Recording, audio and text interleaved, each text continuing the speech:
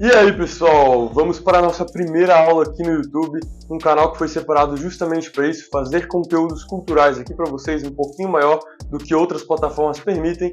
E a política não é só institucional, por isso vamos fazer um trabalho cultural e é sobre mais ou menos isso que vamos falar aqui hoje. O quadro aqui atrás de mim é para mero efeito ilustrativo e para organizar o conteúdo que eu vou passar para vocês. Os três pilares que eu trago para vocês hoje é influência, discurso e conduta. E todos eles, preste bem atenção, estão intrinsecamente ligados. Um não vive sem o outro. Uma boa política não é feita sem um ao outro. E preste atenção, quando eu falo em boa política, não necessariamente estou falando de honestidade, de moral, a moralidade do ator político, daquele político. Estou falando necessariamente dos resultados. Resultados, boa política é fruto de resultados. Resultados, ou seja, podem ser aplicados. Aquele ator político teve sucesso no avanço das suas pautas, conseguiu aprovar projetos, conseguiu efetivar as suas ferramentas de forma planejada. É isso que eu chamo de boa política. A ciência política que analisa esses resultados. Por isso que a gente não vai ficar só no discurso, só na moral e na influência. A gente vai interligar todos eles numa coisa só para analisar os resultados e o que de fato acontece. Porque a ciência política é isso, é o que de fato acontece e não aquilo que deve acontecer. A primeira palavrinha importante que eu trago para vocês hoje é justamente a influência. Algo que você já deve ter escutado diversas vezes e dentro de você pode estar dizendo, pô, isso aí eu já sei, mas eu vou explicar um pouquinho melhor para ti. De fato, na sua cabeça pode parecer meio lógico e evidentemente é lógico e muito óbvio. Mas um político então não vive sem influência, isso você já sabe. Ele precisa de influência para ser eleito, por exemplo, de fato.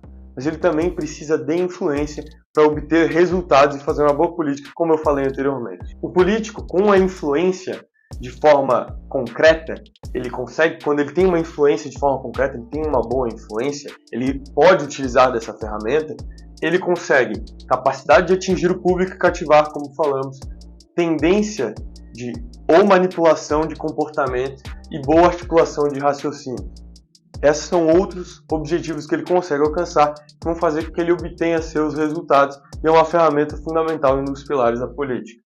Com isso, ele consegue angariar capital político, mas não só capital político falando de votos, mas o capital político dentro daquela instituição, daquele congresso, daquele poder que está em harmonia com o outro, ou está em conflito com o outro, ele consegue obter seus resultados a partir disso. Lembro que eu estou falando muito em linhas gerais, não é nada um aprofundamento, mas por isso não vou entrar no mérito de como se conquista essa influência, se é com o poder, ou o poder traz influência, ou você precisa de influência para chegar ao poder. Evidentemente a resposta são as duas coisas.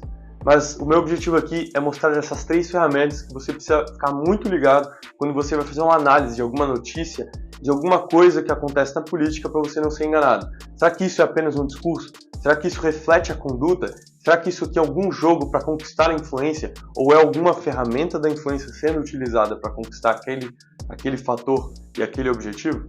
É isso que eu quero que vocês fiquem ligados aqui. Trazer essa ideia e observar esses três aspectos quando vocês forem ler alguma coisa sobre o que está acontecendo. A próxima palavrinha mágica que eu vou falar aqui com vocês é sobre o discurso.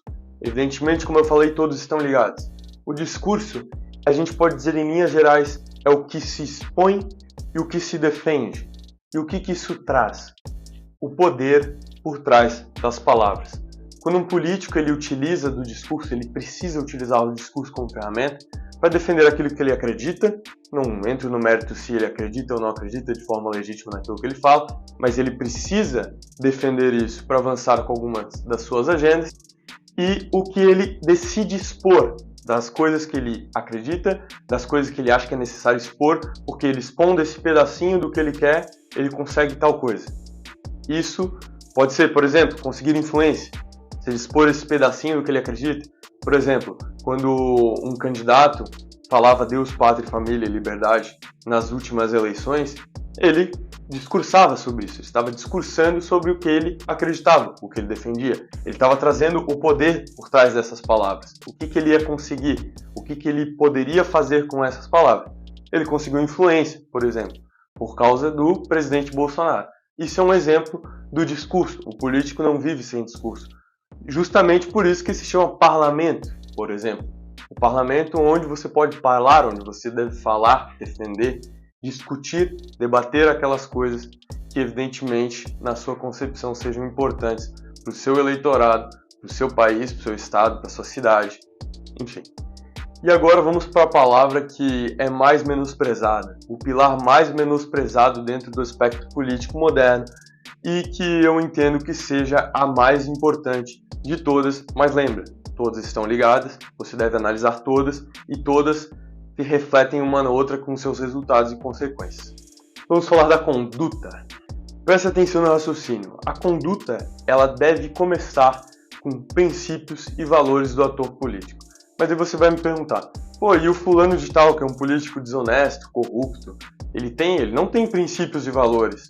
Evidentemente ele tem, só não são os moralmente considerados corretos, ou com a sociedade vigente, ou o que Lewis chamou de lei natural que está dentro de nós, mas isso é debate para outra hora. Enfim, ele tem uns princípios que são muito frágeis, ou que realmente ele acha que aquilo é um princípio que ele leva para a vida, que acha correto fazer, e ele consegue o que ele quer com aquilo.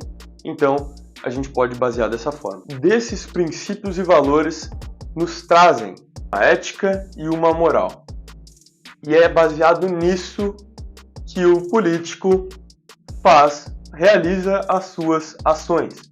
Ações políticas, ações que inferem determinado resultado, por exemplo. Enfim, fechando esse pacote da conduta, os princípios e valores determinam uma moral e uma ética nas suas ações, que refletem nas suas ações. As suas ações refletem na sua administração, na sua coordenação e no seu domínio.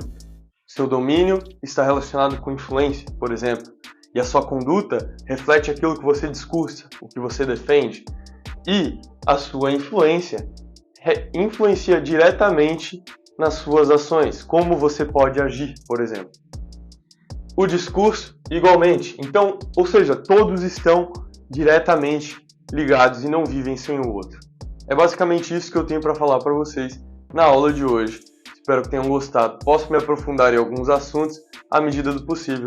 Aqui é justamente para falar o mínimo que eu sei para vocês, o que eu uso para perceber as coisas que aparecem na mídia, interpretar livros e ações de atores políticos e não me enganar com qualquer coisa por aí.